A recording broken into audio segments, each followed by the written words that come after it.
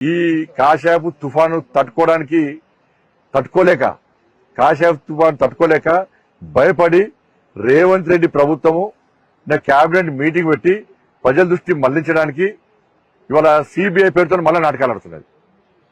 మన కాళేశ్వరంలో ఎన్నికల ముందేమో కాళేశ్వరంలో 1,00,000 కోట్ల స్కామ్ జరిగిందంటే రేవంత్ రెడ్డి అన్నాడు. సిబిఐకి రాష్ట్రప్పుడు మాత్రం 9,000 కోట్ల జరిగిందట కాళేశ్వరంలో.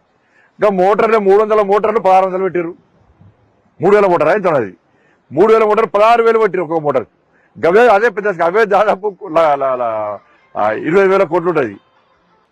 నువ్వు 1,00,000 కోట్ల స్కామ్ తీసుకొచ్చి 9,000 కోట్ల రూపాయల స్కామ్ జరిగిందని చెప్పి సిబిఐకి లెటర్ రాస్తే మరి విచారణ 9,000 కోట్ల మీద జరుపుడా 1,00,000 కోట్ల స్కామ్ జరిగినట్టు రేవంత్ రెడ్డి ప్రభుత్వం చెప్పాలి. అది అయిపోయింది. విద్యుత్ కొనుగోలు గారితో పాటు విద్యుత్ ప్లాంట్ల నిర్మాణానికి సంబంధించి దీనిని సిబిఐకి ఇస్తారట.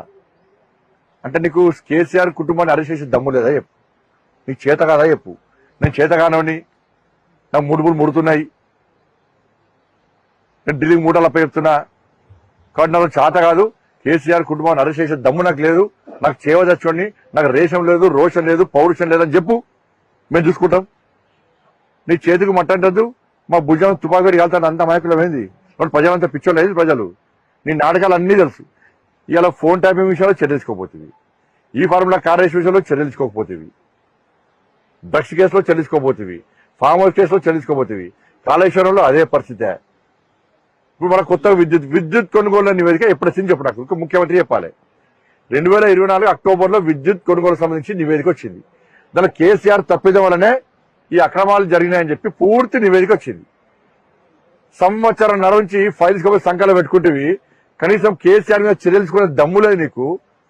విచారణ టైంలో కేంద్ర ప్రభుత్వ అధికార సంస్థలు ఉన్నాయి అని చెప్పి అప్పుడు గుర్తురాలే నీకు. అది ఈ సంవత్సరం గుర్తురాలే.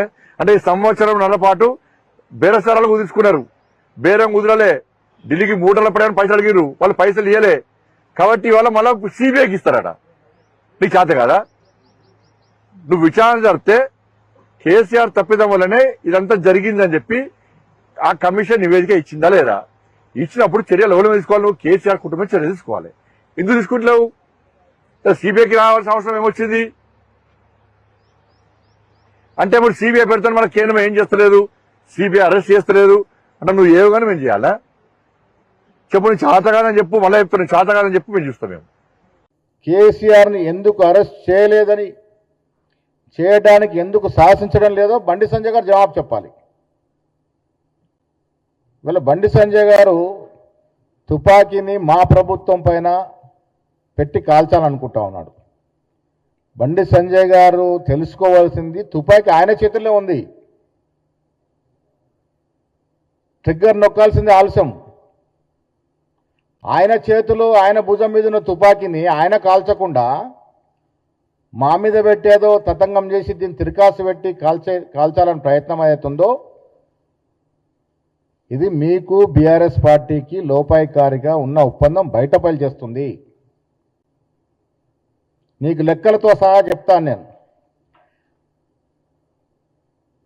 కాళేశ్వరం విషయంలో నేషనల్ డ్యామ్ సేఫ్టీ అథారిటీ, కేంద్ర ప్రభుత్వం ఆదినటువంటి అథారిటీ ఒక డీటెయిల్ రిపోర్ట్ ఇచ్చింది.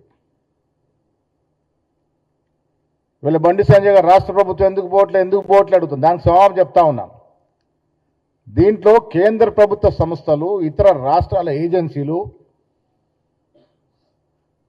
యొక్క ప్రమేయం ఉంది ఈ ప్రాజెక్ట్ నిర్మాణంలో. అంతర్రాష్ట్ర విభేదాలు ఉన్నాయి. ఇవాళ రాష్ట్ర ప్రభుత్వం దర్యాప్తు చేపడితే మొదటగా మీరు సహకారం చేయరు, కేంద్ర ప్రభుత్వం సహకారం చేయదు, పక్కనట్టు మహారాష్ట్ర ప్రభుత్వం సహకారం చేయదు, కేంద్ర ప్రభుత్వం దీంట్లో ఉన్నటువంటి కేంద్ర ప్రభుత్వ సంస్థలు సహకారం చేయవి. దాని కారణంగానే ఇది అసెంబ్లీలో చర్చ పెట్టి దీన్ని సిబిఐకి అప్పచెప్పడం జరిగింది.